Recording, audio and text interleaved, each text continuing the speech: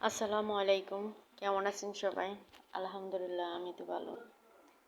জীবনে আসলে সুখের গল্প শোনার জন্য অনেক মানুষ থাকে, দুঃখের গল্প শোনার জন্য কেউ থাকে না।